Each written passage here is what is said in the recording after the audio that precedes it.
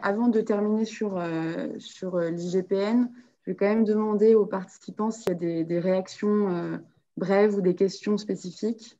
Ils peuvent se manifester sur le chat. Et puis sinon, Arié Halimi, Eric Coquerel, éventuellement Jacques Toubon, bien sûr, vous pouvez intervenir si vous le souhaitez sur la question de l'IGPN et la proposition qui nous a été soumise. Je ne vois pas de réaction sur le chat. Marianne de Bruneuf, Isabelle Saint-Jean, peut-être. Ouais.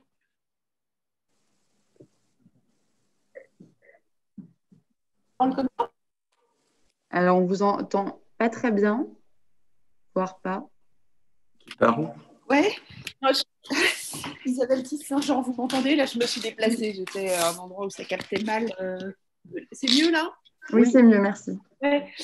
Non, j'ai deux. D'abord, je voulais remercier tous les intervenants et le Festival des idées de cet atelier, parce que c'est vraiment, voilà, il faut qu'on en parle. Et je voulais interroger les intervenants sur deux choses.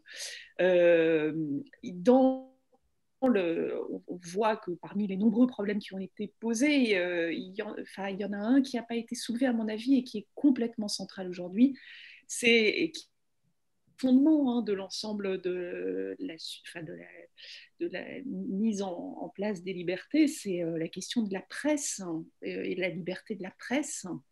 Et on voit comment c'est aujourd'hui fortement quand même fragilisé, à la fois pour des raisons de dispositifs économiques, mais aussi pour des raisons politiques. Enfin, quand on voit l'attitude du président de la République à l'égard des journalistes depuis le début, il y a quand même quelque chose. Donc voilà, c'est un sujet différent, mais je trouve que quand on parle liberté, il faut peut-être aussi quand même insister là-dessus. Puis il y a une deuxième chose, un deuxième élément d'inquiétude qui est bien sûr, il y a les dispositifs institutionnels et politiques, mais il y a aussi, et c'est ça qui est assez préoccupant quand même, une espèce d'acceptation de la servitude volontaire, et je pense en particulier, on l'a vu tout à l'heure, c'est ça qui m'y a fait penser quand il y a eu le troll porno, le fait que chacun d'entre nous ne mesure pas, n'est pas conscient de la manière dont, via les réseaux sociaux, il est en train de se priver en fait d'un certain nombre de libertés, ou de se mettre dans des situations de servitude volontaire.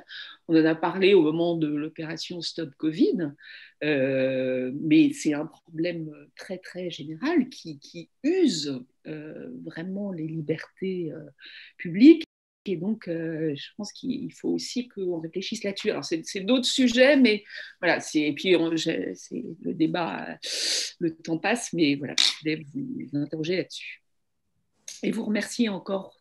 Je veux juste répondre sur le dernier point que nous avons fait un sourire sur le troll, mais naturellement, c'est une abomination par rapport au sujet que nous traitons ce matin. Et je suis, moi, extrêmement préoccupé du fait que, et ça rejoint la deuxième observation, l'opinion publique, à 70%, selon toutes les études, les réseaux sociaux qui en expriment une partie, sont parfaitement en ligne avec cette évolution de privation, de réduction,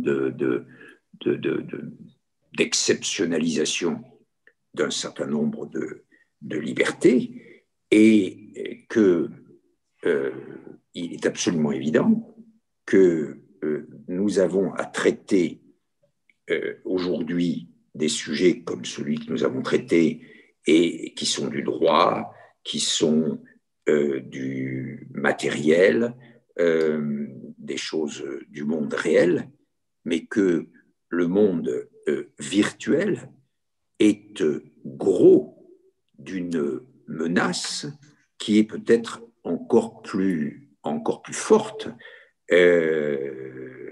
car elle est une menace aussi sur la personnalité, sur la vie privée. Et nous avons naturellement tout un chapitre, si j'ose dire, à ouvrir là-dessus.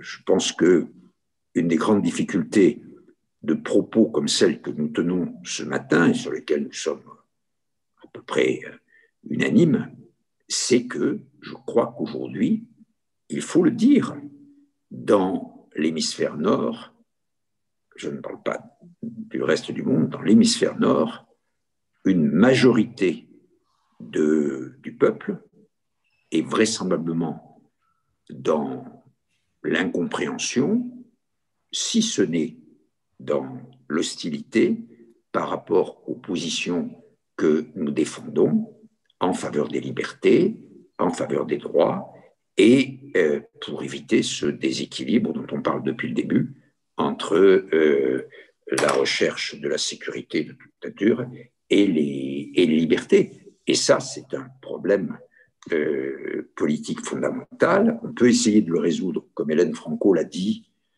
à travers les constituants, comme on l'a fait depuis les Capétiens, c'est-à-dire en pensant que c'est l'État, aujourd'hui l'État-nation, etc., autour de l'État, autour des institutions, que l'on va pouvoir faire changer les choses si on les change, ce qui est par exemple le projet des constituants. Mais la question qui se pose, c'est est-ce qu'on en a encore la capacité aujourd'hui, dans la mesure où des pouvoirs, qui sont les pouvoirs du virtuel, peuvent mettre en cause et rendre totalement inane toutes ces réformes que nous pourrions faire, tous ces nouveaux textes que nous pourrions prendre, tous ces nouveaux principes que nous pourrions poser. Et c'est pour ça que je réponds à la personne qui est intervenue il y a un instant, que si nous avons souri, moi pour ma part, ça a provoqué la réaction que je viens d'avoir et qui est de dire que peut-être s'ouvre devant nous une vraie tragédie pour non seulement les personnes, non seulement les libertés, mais pour la personne sur laquelle, jusqu'à preuve du contraire, est fondée la totalité de notre société.